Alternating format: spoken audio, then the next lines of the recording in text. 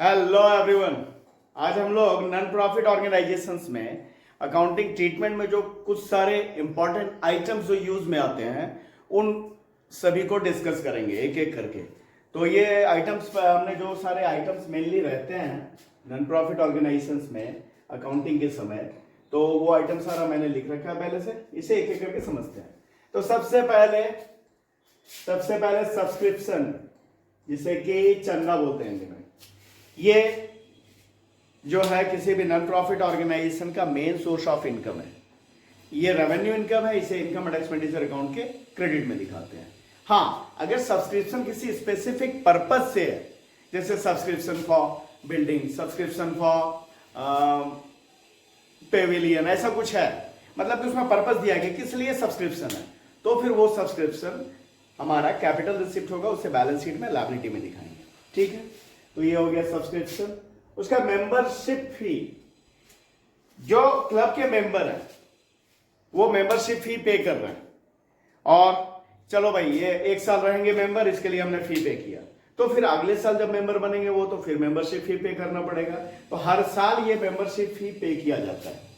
ठीक है ना, उन्हें क्लब में मेंबर बने रहने के लिए वो क्लब को मेंबरशिप फी पे करते हैं। तो ये भी हमारा रेवेन्यू रिसिप्ट है, इसे भी इनकम एंड एक्सपेंडिचर के क्रेडिट में दिखाएंगे, क्योंकि ये रेगुलरली हर साल ये मेंबरशिप फी मिल रहा है, रेवेन्यू रिसिप्ट हो गया ये, इसे हम इनकम एंड एक्सपेंडिचर के क्रेडिट में दिखाएंगे। उसके बाद लाइफ मेंबरशिप फी, ये भी मेंबरशिप फी है, पर फर्क क्या है, मेंबरशिप फी भाई एक बार मेंबरशिप फी जमा किया तो साल भर के लिए मेंबर बन गया, फिर अगले साल मेंबर बनना है तो फिर अगले साल के लिए मेंबरशिप को रिन्यू करना है तो अगले साल फिर मेंबरशिप फी देना पड़ेगा। तो ये रेगुलर बेसिस पे था। ठीक है, इसलिए इसे मैंने बताया रेवेन्यू रिसिप्ट, जिसे इनकम एंड एक्सपेंडिचर के ग्रेड में दिखाएंगे। लेकिन लाइफ मेंबरशिप फी, एक बार मेंबरशिप फी पे कर दिया, दोबारा मेंबरशिप फी पे करने की जरूरत नहीं है, वो हमेशा के लिए लाइफ लॉन्ग वो उस क्लब के मेंबर बने रहेंगे, इसके लिए ये पे किया जाता है लाइफ मेंबरशिप फी। तो ये लाइफ मेंबरशिप फी क्या है, कैपिटल रिसिप्ट है, इसे बैलेंस शीट में लायबिलिटी साइड में दिखाएंगे, इसे इनकम एंड एक्सपेंडिचर में नहीं दिखाएंगे। उसके बाद में एंट्रेंस फी, प्रवेश शुल्क, ये एंट्रेंस फी जो नॉन मेंबर्स हैं और चाह रहे हैं कि एक दिन के लिए आज हमें उस क्लब में जाके देखना है क्लब में क्या है कैसा है हुआ, या जो भी क्लब का फैसिलिटी उसको एंजॉय करना है, वो नॉन मेंबर है, मेंबर नहीं है। ठीक है, तो उनके लिए एक एंट्रेंस फी रखा जाता है, प्रवेश शुल्क। तो ये एंट्रेंस फी जो है ये रेवेन्यू रिसिप्ट है, इसे इनकम एंड एक्सपेंडिचर के क्रेडिट में दिखाएंगे, इनकम है ये। उसके बाद में लेगेसी, लेगेसी को वसीयत बोलते हैं। वसीयत यानी वो एसेट या वो कैश जो किसी आदमी के इच्छा अनुसार उसके मरने के बाद वो एसेट या प्रॉपर्टी जो मिल रहा है, वो हो गया लेगेसी। तो ये भी एक रिसिप्ट है, पर ये कैपिटल रिसिप्ट है। ठीक है, ये बार बार नहीं होता है, तो इसे क्या करते हैं, इसे बैलेंस शीट में लायबिलिटी में दिखाते हैं लेगेसी को। ठीक है, उसके बाद है डोनेशंस। डोनेशन को बांट दिया मैंने दो अलग अलग भाग में, एक स्पेसिफिक डोनेशन, एक जनरल डोनेशन। तो भाई स्पेसिफिक डोनेशन तो सीधा बैलेंस शीट में लायबिलिटी में दिखेगा, क्योंकि वो किसी स्पेशल पर्पस से वो डोनेशन है, जैसे donation for governance party, donation for building, donation for Pavilion, कुछ भी हो सकता है। ऐसा जो पर्पस दिया हो जिस डोनेशन में, वो डोनेशन हमारा कैपिटल रिसिप्ट है, इसे बैलेंस शीट के लायबिलिटी में दिखाएंगे। और जनरल डोनेशन है तो इसे इनकम एंड एक्सपेंडिचर के क्रेडिट में, पर यहां पर भी है कि डोनेशन का अमाउंट देखना है, बड़ा अमाउंट है या छोटा अमाउंट है। बड़ा अमाउंट है तो भाई वो कैपिटल रिसिप्ट हो गया, और अगर अमाउंट छोटा है तो वो रेवेन्यू रिसिप्ट हुआ। तो कैपिटल रिसिप्ट अगर बड़ा अमाउंट है डोनेशन का, जनरल डोनेशन नहीं है पर बड़ा अमाउंट है डोनेशन का, तो उसे बैलेंस शीट में लायबिलिटी में। और अगर छोटा मोटा अमाउंट है डोनेशन का तो उसे इनकम एंड एक्सपेंडिचर के क्रेडिट में, वो इनकम है।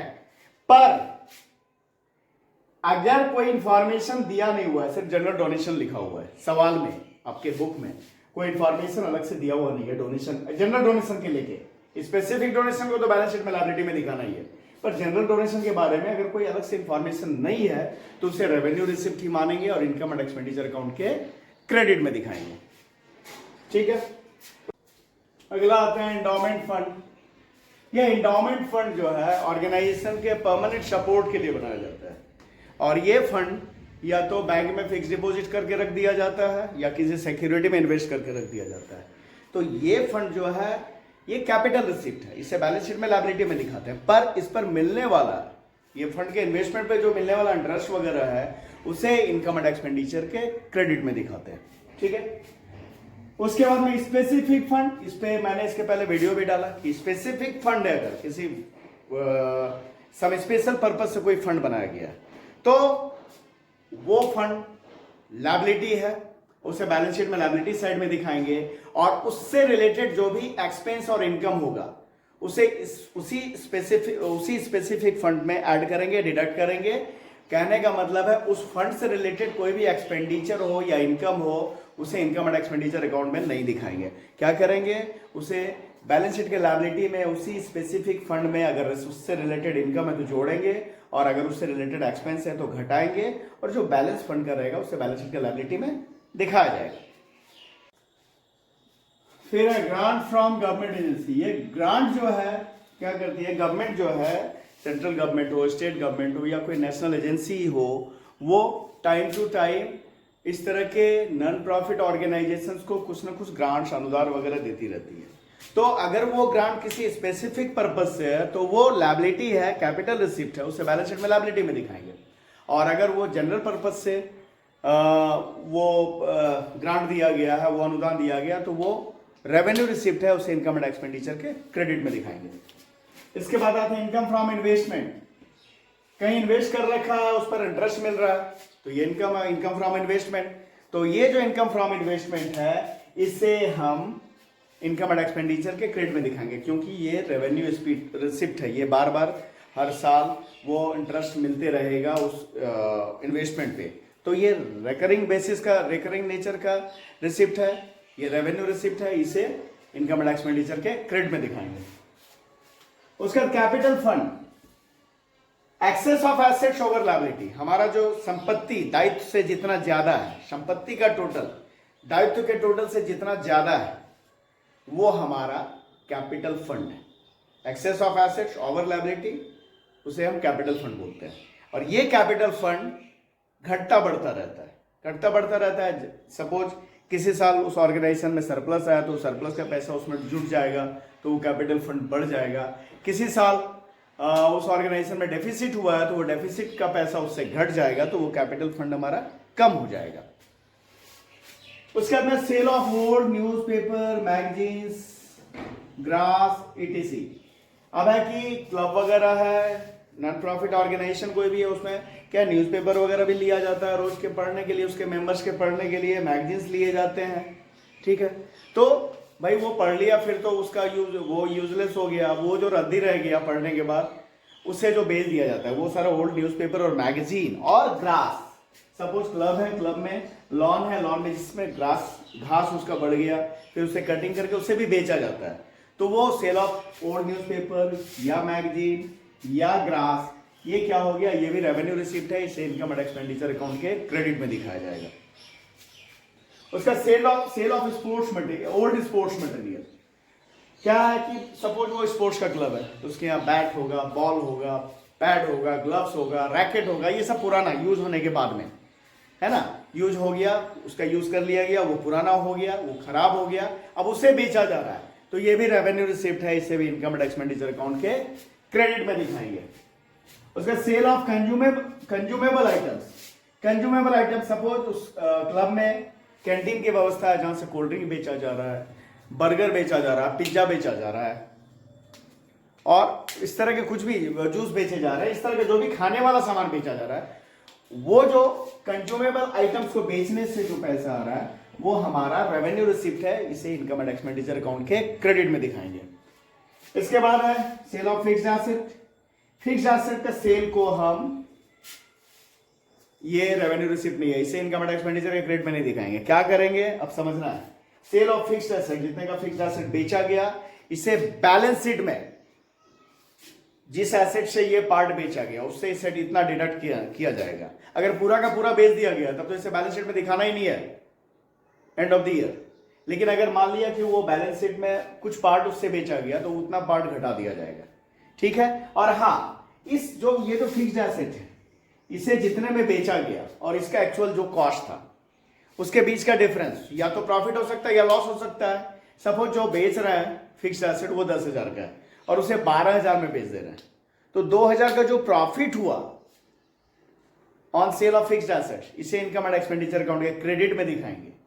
और इसी का उल्टा 10,000 का था उसे 8,000 में बेच दिया गया तो 2,000 का लॉस है, तो वो लॉस को इनकम एंड एक्सपेंडिचर अकाउंट के डेबिट में दिखाएंगे, loss on sale of asset. ठीक है, तो ये हो गया। उसके बाद में पेमेंट ऑफ ऑनोरेरियम। ऑनोरेरियम वो लोग जो कि क्लब के परमानेंट एम्प्लॉय नहीं है, रेगुलर एम्प्लॉय नहीं है और वो कुछ अपना सर्विस दे रहे हैं जिसके लिए उनको पे किया जा रहा है, उसे कहते हैं ऑनोरेरियम। जैसे क्लब कोई कल्चरल प्रोग्राम कराइए, उसमें सिंगर को बुलाई, सिंगर उसके यहाँ जो परफॉर्मेंस दिया उसके लिए उसे पे किया गया, या कोई लेक्चरर को या कोई मोटिवेशनल स्पीकर को बुलाया गया अपने क्लब में कोई प्रोग्राम करने के लिए और उसने स्पीच डिलीवर किया, उसके लिए उससे कुछ पे किया गया। तो ये जो पे किया गया ये ऑनोरेरियम होता है, ये भी रेगुलर बेसिस का होने वाला खर्चा है, इसे भी इनकम एंड एक्सपेंडिचर अकाउंट के डेबिट में दिखाएंगे क्योंकि ये रेवेन्यू पेमेंट है। बाकी और भी सारे आइटम है जैसे सैलरी है, रेंट है, ये सब तो आप लोग जानते ही है, पर ये कुछ नए अलग तरह के आइटम थे जिसे कि आपको हमें बताना जरूरी लगा, जिसे आपको समझना जरूरी था। ठीक है, तो ये सारा जो रेवेन्यू रिसिप्ट, कैपिटल रिसिप्ट मैंने बताया, अलग अलग कौन कौन सा रेवेन्यू रिसिप्ट में आता है, कौन कौन सा कैपिटल रिसिप्ट में आता है। पर सवाल बनाते समय हमेशा जो एडिशनल इंफॉर्मेशन होगा जो दिया हुआ होगा उस पर बिल्कुल ध्यान देना है, वहां पे क्या लिखा हुआ है, क्योंकि कई बार जो है आपको रेवेन्यू रिसिप्ट लग रहा है वो हो सकता है कैपिटल रिसिप्ट हो, क्योंकि आपको बताया मैंने जो उसके हिसाब से आप देखेंगे कि ये तो रेवेन्यू रिसिप्ट है, पर उसका एडिशनल इंफॉर्मेशन में लिख दिया है कि वो रिसिप्ट को कैपिटल रिसिप्ट ट्रीट किया जाए।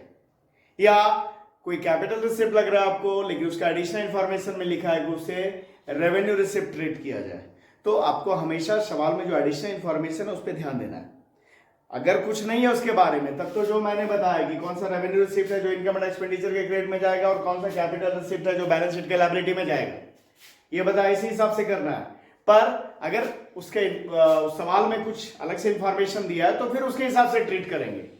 सपोज सब्सक्रिप्शन ही है तो या ले लेते हैं कि भाई एंट्रेंस फी है, तो एंट्रेंस फी का बोल दिया कि 50% of entrance fee to be treated as capital receipt. तो भाई क्या करना है, जो भी एंट्रेंस फी है, ऐसे मैंने क्या बताया कि इनकम एंड एक्सपेंडिचर क्रेडिट में दिखाएंगे, पर क्या करेंगे उस केस में उसका आधा को इनकम एंड एक्सपेंडिचर में दिखाएंगे क्रेडिट में, और आधा चूंकि बोला गया है कि 50% of entrance fee to be treated as capital receipt, तो उसे आधे को बैलेंस शीट के लायबिलिटी में दिखाएंगे। तो इस वीडियो में इतना ही। अगर आपको वीडियोस पसंद आ रहे हैं तो लाइक करें, चैनल को सब्सक्राइब करें और फॉलो करें। Thank you.